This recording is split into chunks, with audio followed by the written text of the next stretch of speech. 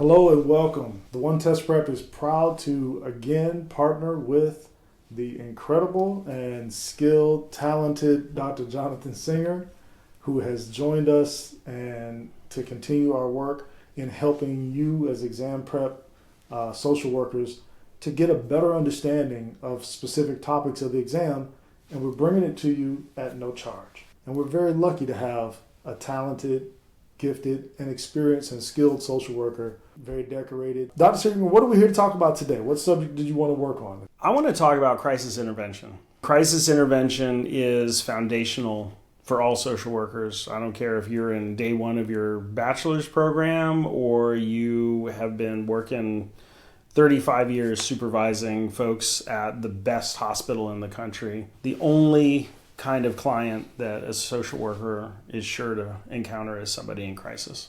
And so understanding some of the theoretical foundations for what crisis is, how to intervene, some of the techniques and approaches to crisis intervention, and some of the ways to think about crisis assessment. I mean, I think these are all, they're essential for the exam, but they are essential for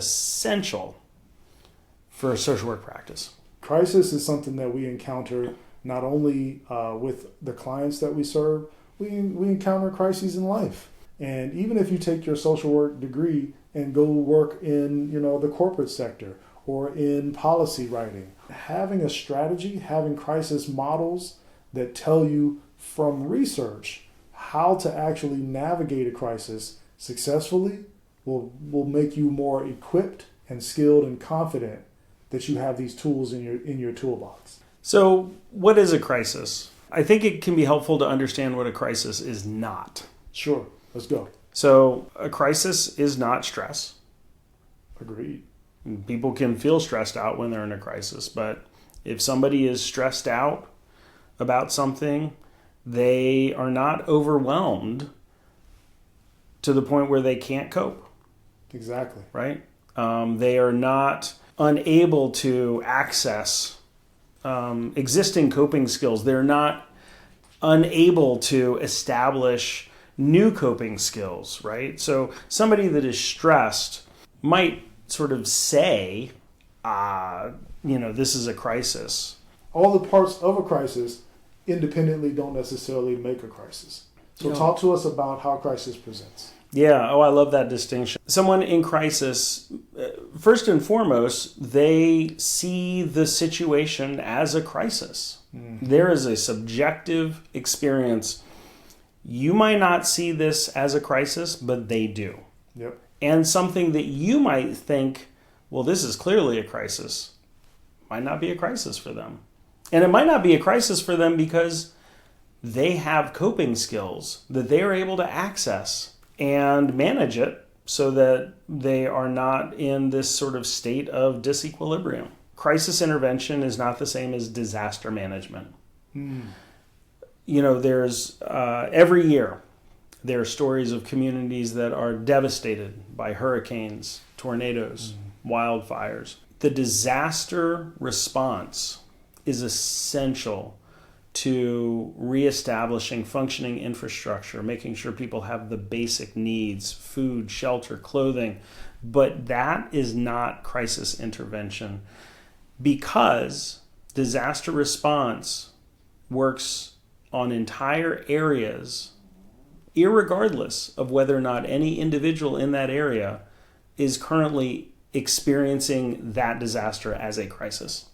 Facts. That's a very valid point. It's important that we understand how we define a crisis and how our clients define a crisis. Because even like the doc pointed out, a person may encounter something that feels like 17 things have to be handled at once, but that person may be very experienced, i.e. has the tools and the skills and the experience to manage this already, and doesn't see it as a crisis, sees it as a Tuesday. That's exactly right. That is exactly right. And you just have to look at social workers who put out fire after fire, right? And, and it's like crisis after crisis. They are not in crisis. They are stressed, right? It is stressful, but you've got coping skills. You know how to re-equilibrate, at the end of the hour or at the end of the day, right? And so that makes it different than being in crisis. Now, there are different types of crises. The way that I like to think about it is that there is kind of a stair step, which is that, you're going along, things are making sense. And then in order to get to the next stage, you have to go to another level. And the things that you knew how to do, the way that you saw the world before, doesn't quite make sense. And so you're in a state of disequilibrium. And the developmental crisis is that process of re-equilibrating with new skills, new tools, being able to understand who you are, your social environment, your role in life, all these factors in a different way. And so it's a developmental crisis. This is how we sometimes encounter a person who biologically they're 21 years old and psychologically they may still be 14. That's right. And what has happened is there's been an absence of them having to go through that stage crisis to go from one stage to the next. They have not successfully navigated it, or they haven't even encountered that crisis. So because they've been comfortably allowed to stay at a certain level and not move beyond. Lots of parents out here understand that one. Facts. There are other crises that we encounter, existential crises. Absolutely. We have folks that come to us who are experiencing crises of faith. Sure. They can be, say they're in a community where the values that they espouse suddenly becomes clear that their faith community does not espouse those same values. And they find themselves kind of in a combination of a situational crisis and a bit of an existential crisis. What does it mean to me to be a person of faith without a faith community? And, for me, one of the things that as a clinician, I always try to point out to the people that I supervise and help develop is that integrity is when your words and your actions match. And so if you find that the place where you have placed your faith in a certain environment or a certain scripture or a certain information that goes along with this particular faith, if you've invested yourself into it and come to find out that the words and the actions don't match, and you feel that disequilibrium or just the lack of integrity, now that is an existential crisis. What am I, if I've committed myself to this and this is what they're actually about, who am I and how do I fit into this environment? Or do I adapt new skills and find a place that is more in alignment with my values? But the crisis aspect of it all is pervasive. Crisis does not choose any particular group. It affects us all, right? And so some of us may have socioeconomic crisis, right? Some of us may have political crisis. Some of us may have a workplace crisis. Oh my God, I'm unemployed for the last, 3 months, 4 months. What am I going to do? I have to be able to provide. So all these kinds of crises are relevant and they're prevalent and they show up in our clients and they show up in our own lives. But as social workers, when you're preparing for your exam and you're working through your material, you need to understand the nuances of how to actually navigate a crisis response. So when we find somebody that may be in a crisis, one of the first things that we need to do is we need to assess the crisis situation, and this includes assessing for safety. This is something that can look like doing threat assessments. If you're in a situation where there might be risk of harm to your client, risk of harm to others, this can be looking at a suicide risk assessment where the client might be at risk for harming themselves. Establishing what the nature of the crisis situation is essential. Step 2, which oftentimes happens in tandem, is building rapport. Absolutely. When a person is in crisis, if you can build a rapport, what happens is they are, their hypothetical pants are on fire. But if you come out there with a towel, with, a bucket of water and some solutions, this person, you have their attention. You've come and joined them where the crisis is. You meet them at their level where, that's a social work basic principle, meet the client where they are. And then how can we, once we've identified, assess the crisis for safety, we've eliminated the safety issues, but now let's see how can we help them really kind of see their way through and, let's say, to the other side of this crisis. And a big part of that for crisis intervention is being able to identify what's the problem. Step 3. That's step 3 in the process. Step 3 in the process, right? The reason why this is so important in crisis intervention is because crisis intervention is not a model that is intended to resolve long-standing problems. It's not a model that's intended to address deep-seated personality issues. It's long-term substance use problems in the context of a romantic relationship. Crisis is not going to address that. Your job, though, is to identify in this moment, today, what is the problem? What precipitated this crisis? What is the straw that broke the camel's back?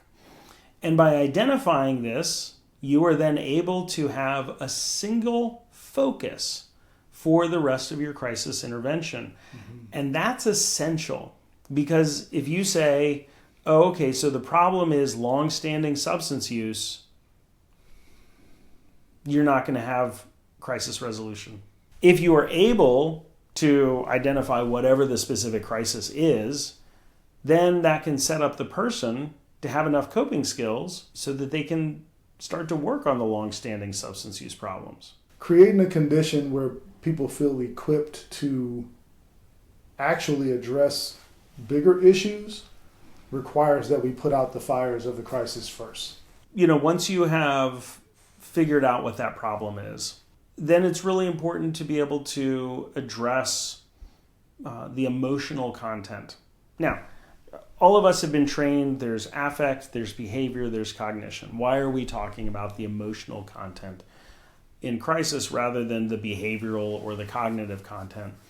So it's not that behaviors and cognitions are unimportant in a crisis. But what's true is that when you're in a crisis, oftentimes people are stuck in the part of the brain that is in fight or flight. They are stuck in an emotion center. They're not able to access the prefrontal cortex, which is the creative, problem-solving, thinking part of the brain. Mm-hmm. That's part of the reason why they're in crisis. And so if you were saying, oh, well, I need to ignore how emotional they are and instead get to problem solving, they're in crisis, dude. Think of it like this. When a person is in crisis, right, their behavior, as Doc pointed out, that's the external. Think of behavior, Dr. Thomas Insel, who was the head of the National Institute of Mental Health for many years, talked about early detection as a transitional kind of focus for our whole profession, instead of focusing on behavior, which had been the main driving point of mental health, centered around the behaviorist approach for many, many years. But what he talked about is in other areas of medicine and healthcare, early detection has improved mortality rates for a lot of different medical conditions, and we can do this for mental health as well. And in a crisis situation, you're not going to have time to do the deep work to figure out what is at the root of everything. You will have time to figure out what is the emotional content that is dominating in this moment. Because when we validate our clients' experiences, when they are able to either express emotions that they're unable to express, or they are able to manage dysregulated emotions, then they're able to get to a point where we can move on to the next step, which is doing some problem solving. Now we're equipped. The final step, the 6th step, is let's do some problem solving. Let's examine how we can now, we've processed the emotions.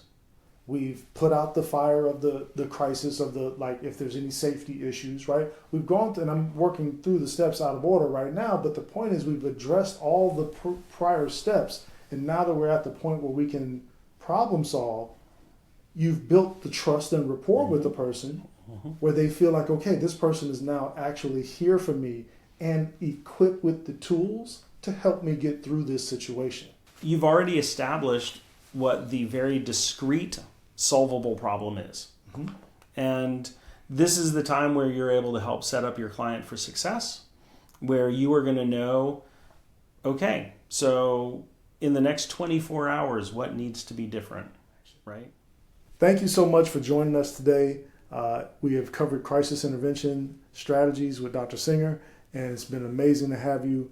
And we really want to help social workers get all the tools that you need to be successful with your exam,